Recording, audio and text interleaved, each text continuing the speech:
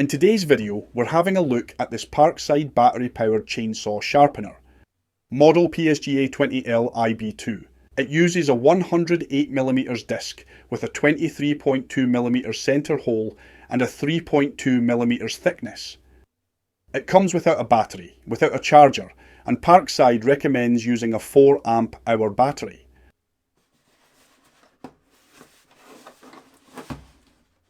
It was made by OWIM in China.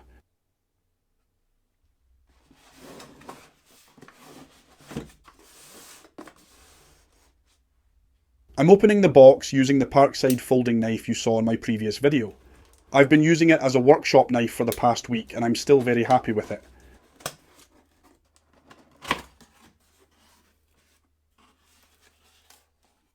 In the box we have a bag of accessories,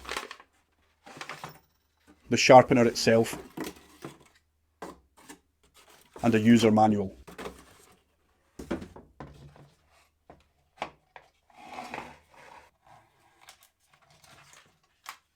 At the first glance, the sharpener doesn't seem as well made as the wired version, but we'll have a look at it later. First, let's see what's in the bag.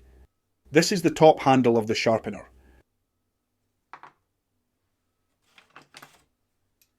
This is the depth adjustment bolt. And this is the vise that holds the chain when sharpening. Like the sharpener itself, the vise is made mostly out of plastic. It comes with this fine adjustment bolt. We'll see how that is used later in the video.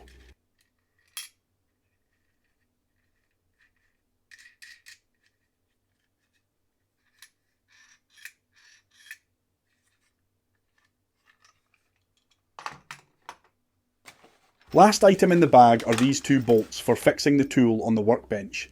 Pretty useless for a portable tool. Let's put it together.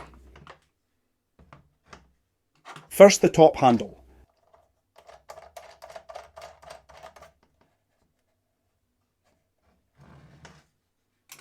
Then the depth adjustment bolt. It has a metal nut inserted into the plastic frame.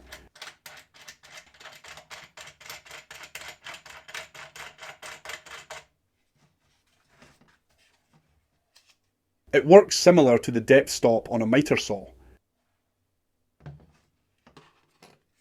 And finally, let's put the chain vise in place.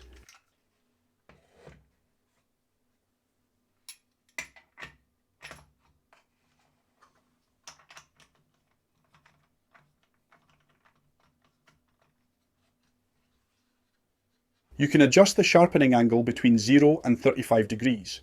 Most commonly used angle is 30 degrees.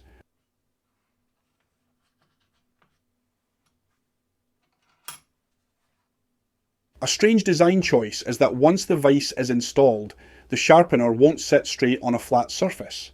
It can only be used at the edge of the workbench.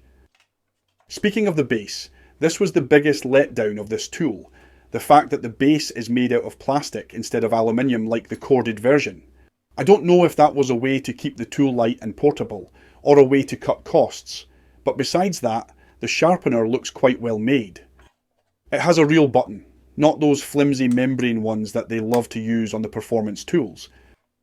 The label has some information about the tool and the grinding wheel dimensions in case you lose the box.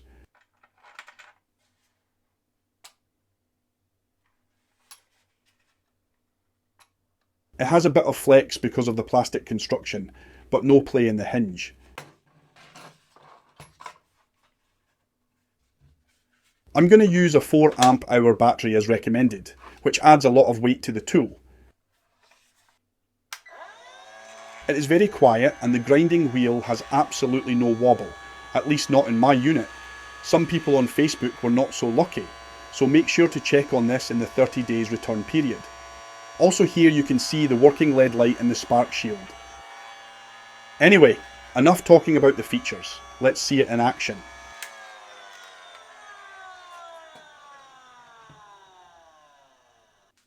I've had this Makita electric chainsaw for 24 years and never had an issue with it. I borrowed it for a weekend to a friend to prune an apple tree, and it returned it with a ruined chain and a slipping clutch.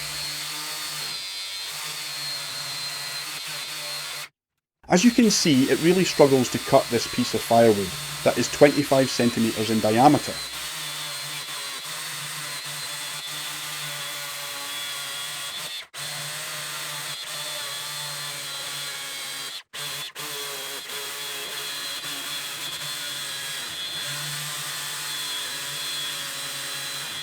It struggled for more than 3 minutes for a cut that should take 20 seconds, let out a lot of smoke, and, as you can see, the burned cut shows how dull the chain is.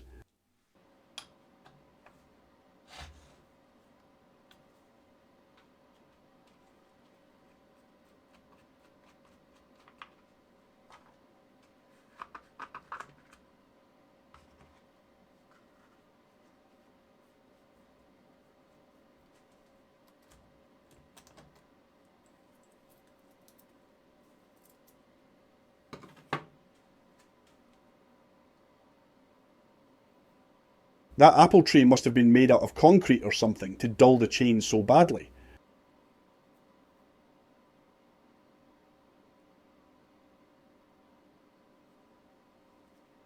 It is recommended to clean and degrease the chain before sharpening, so you don't load the sharpening stone with dirt and oil.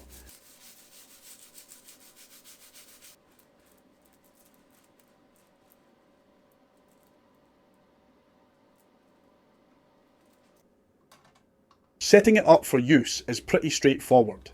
First step is to adjust the correct angle for your chain. Most commonly used angle is 30 degrees.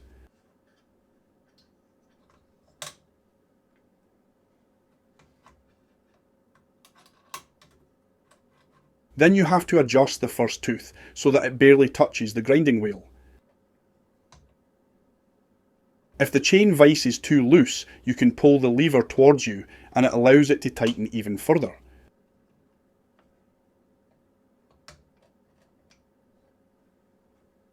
And finally, we have to adjust the quick stop so that we can sharpen all the teeth consistently.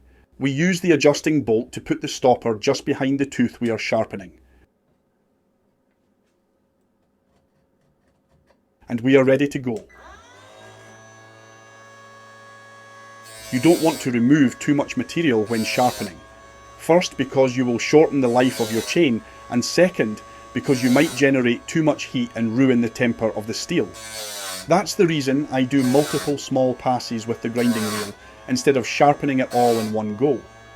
Advancing the chain is very fast, thanks to the quick stop. You just loosen the vise and pull the chain to the next tooth.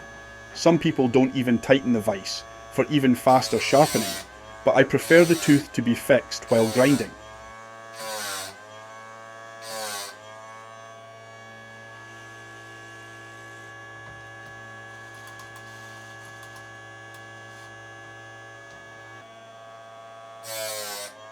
I'm also using the small flex in the plastic frame of the sharpener to my advantage, slightly controlling the grinding by pushing it left or right.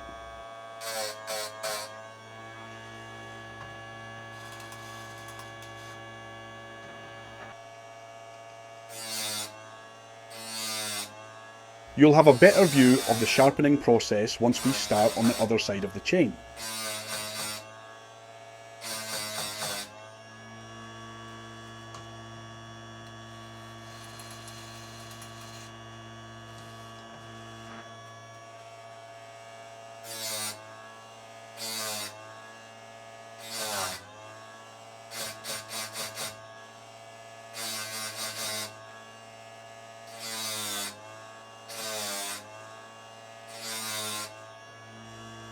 Once we are finished with all the teeth on one side, we'll reverse the angle of the vise to 30 degrees on the other side.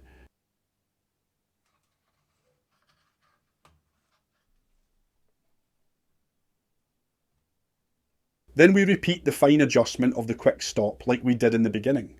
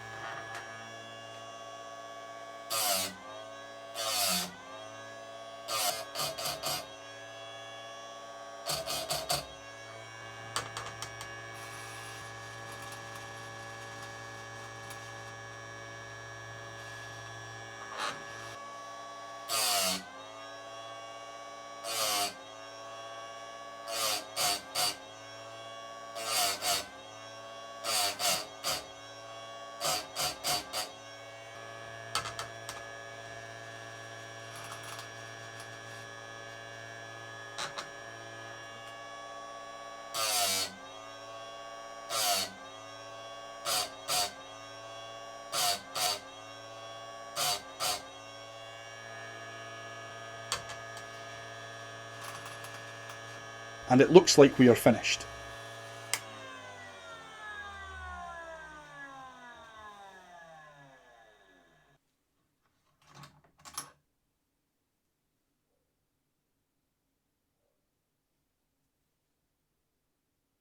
I don't know how much you can see in the video, but the chain looks way better than it did before. Let's hope it also performs better.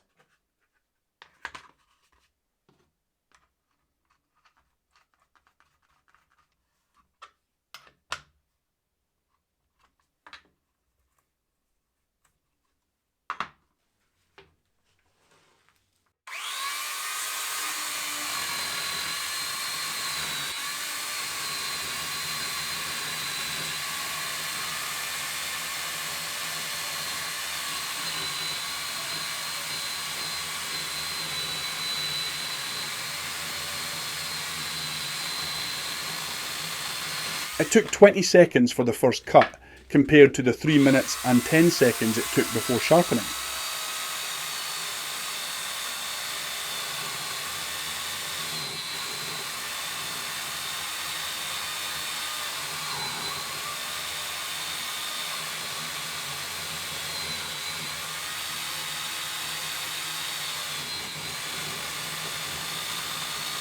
And 21 seconds for the second cut. I call that a success. I don't know of a better way to show how happy I am with this Parkside sharpener than this simple test, so I'll end the video here.